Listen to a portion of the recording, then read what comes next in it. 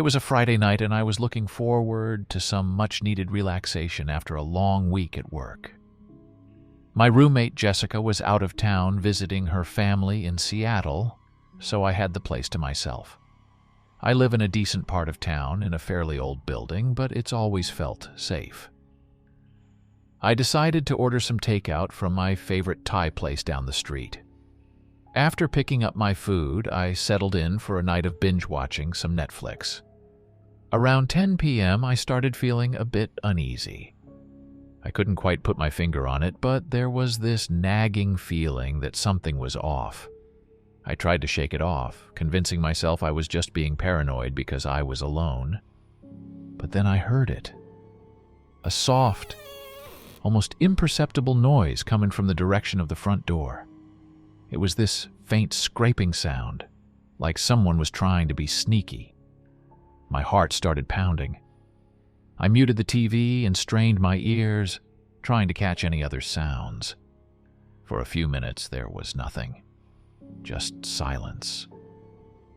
I let out a shaky breath, figuring it must have been the building settling or something equally mundane. But just as I started to relax, I heard it again. This time, it was unmistakable. A slow, deliberate scratching at the door. I grabbed my phone and quickly dialed Jessica, hoping she might have some reassuring words for me. Of course, it went straight to voicemail. I thought about calling the police, but what would I even say? That there's a weird scratching sound at my door? It felt silly. I decided to check the peephole, but as I approached the door, the scratching stopped. I looked through, but there was nothing there, just the dimly lit hallway. I stood there for a few minutes, holding my breath, waiting for something to happen. Nothing did. Trying to shake off the fear, I double-checked that the door was locked and put on a brave face. I figured if I just stayed in the living room with all the lights on, I'd be fine. I went back to the couch and tried to lose myself in my show, but my mind kept wandering back to the door. About an hour later, I heard it again, this time louder and more insistent. The sound of someone trying to force the door open.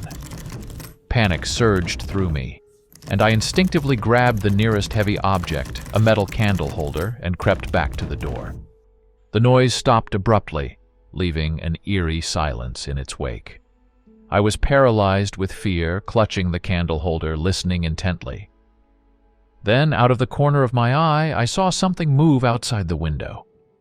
My apartment is on the second floor, and there's a fire escape right next to the window in the living room. I felt a cold chill run down my spine. I turned off the lights and slowly moved towards the window, staying low. As I peeked through the curtains, I saw a shadowy figure standing on the fire escape. My blood ran cold. The figure was just standing there, facing my window, not moving. I couldn't see any features, just the outline of a person. My mind raced with a million thoughts. Who was this? What did they want? I decided I had to call the police.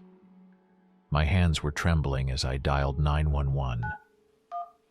I whispered to the operator, trying to stay as quiet as possible, and told them what was happening.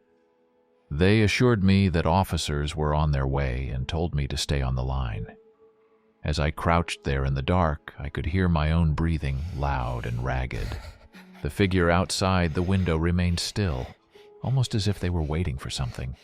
Minutes felt like hours. Finally, I heard the distant sound of sirens approaching. The figure turned their head slightly, as if they heard it too. Then, just like that, they were gone. They moved so quickly and silently that if I hadn't been staring right at them, I would have thought I imagined it. The police arrived a few minutes later and did a thorough check of the building and the surrounding area. They didn't find anyone. The officers took my statement and reassured me that they'd keep an eye on the area. They said it was probably just someone trying to break in but got scared off by the police. They suggested I get some extra locks and maybe a security camera. That night, I couldn't sleep. I kept thinking about that figure on the fire escape just standing there, watching. I kept the lights on and stayed up until the sun came up. The next day, I went out and bought a bunch of new locks and a security camera, and I haven't spent a night alone in that apartment since. Even now, months later, I still get chills thinking about it. I moved out of that place as soon as my lease was up, and I've been extra cautious ever since. I don't know who that person was or what they wanted, but I'm just glad I listened to my instincts that night. I live in an apartment in Brooklyn, New York. It's an old building with lots of character, creaky floors, ancient plumbing, you get the idea. My girlfriend Emily had gone to visit her parents in Boston for the weekend, leaving me home alone. I was looking forward to some solo time, catching up on video games and just chilling. It was a Friday night, and I had just finished a long session of gaming. I decided to take a break and grabbed a beer from the fridge. It was around midnight, and everything was quiet, almost too quiet for Brooklyn. I remember thinking how unusually silent it was outside. I went back to the living room and sat down on the couch. That's when I noticed something strange. The window facing the street had a slight crack open. I was pretty sure I'd closed it earlier because it was chilly outside. My initial thought was that maybe Emily had left it open, but I quickly brushed that off, knowing she's meticulous about stuff like that. I got up to close the window, and as I approached, I saw movement from the corner of my eye. I froze, my heart pounding in my chest. There was someone standing just outside the window, peering in. It was a man, and from what I could see, he was dressed in dark clothes, blending into the shadows. For a moment, we just stared at each other. I couldn't see his face clearly, but I could tell he was looking directly at me. I felt a wave of fear wash over me. My mind raced with questions. Who was he? What did he want? Why was he just standing there? I quickly stepped back, trying to stay calm. I reached for my phone, keeping my eyes on the figure outside. I dialed 911, my hands shaking. As the phone rang, the man moved, slowly backing away from the window and disappearing into the darkness. The operator picked up, and I tried to explain what was happening, my voice trembling. They told me to stay inside and lock all the doors and windows. Police were on their way. I followed their instructions, double-checking every lock in the apartment. I could still feel my heart racing, every noise making me jump. I stayed on the line with the operator until I heard a knock on the door. It was the police. I let them in, and they did a thorough search of the building and the surrounding area. They didn't find anyone. The officers took my statement and suggested I be extra cautious, maybe even consider getting some security cameras. They told me it was likely someone trying to scope out places to break into.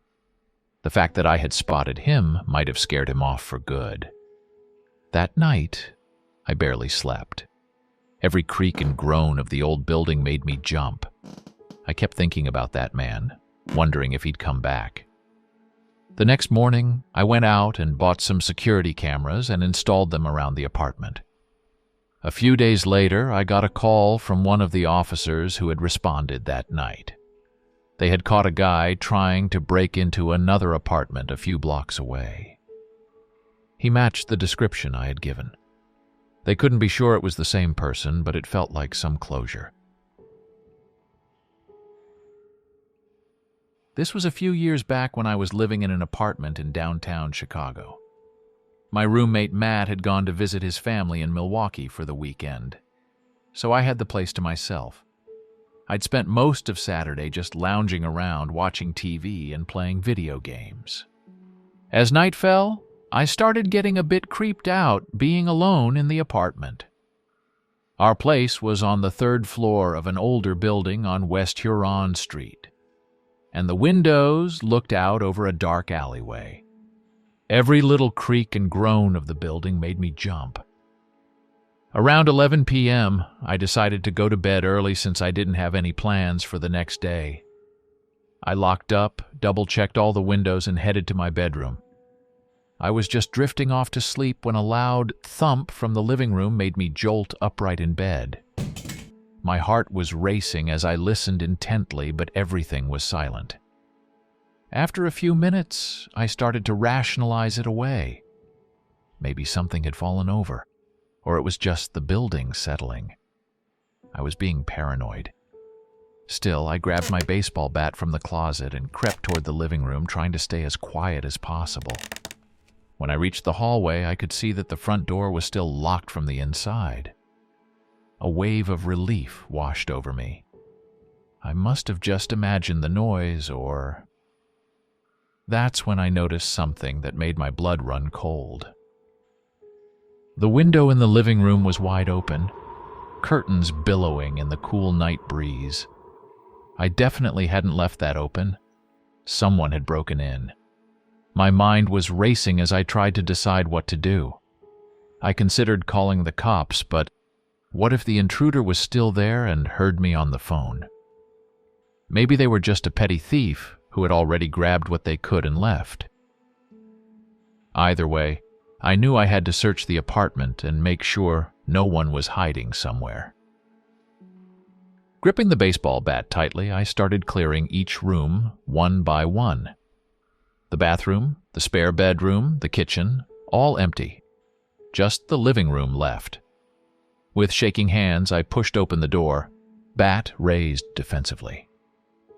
At first glance, it seemed deserted. Then I saw it, a metallic glint under the couch. A knife had been left there. Whoever broke in had been armed. A cold shiver ran down my spine as I realized how close I might have come to confronting a dangerous criminal. I searched every nook and cranny of that living room, but there were no signs that anyone was still there. Finally, I decided to risk calling the police. While I waited for them to arrive, I bolted the door, closed the window, and planted myself in a corner with my bat, watching the front entrance like a hawk. When the cops showed up, they did a sweep but found no one. The intruder had clearly busted in through the living room window, grabbed whatever small valuables were lying around, then booked it when they heard me coming. Thank God I didn't stumble upon them in the dark. I spent the rest of that weekend at a friend's place, too freaked out to stay in the apartment alone. Matt thought I was overreacting at first, but I made him install new window locks and a security system after that. These days, I double and triple check that everything is secured before going to bed, no matter where I am. Thank you for watching. If you found these stories gripping, don't forget to subscribe for more spine-tingling content. For another hair-raising tale, check out our suggested video. And if you're hungry for more eerie encounters, dive into our playlist featuring similar chilling narratives.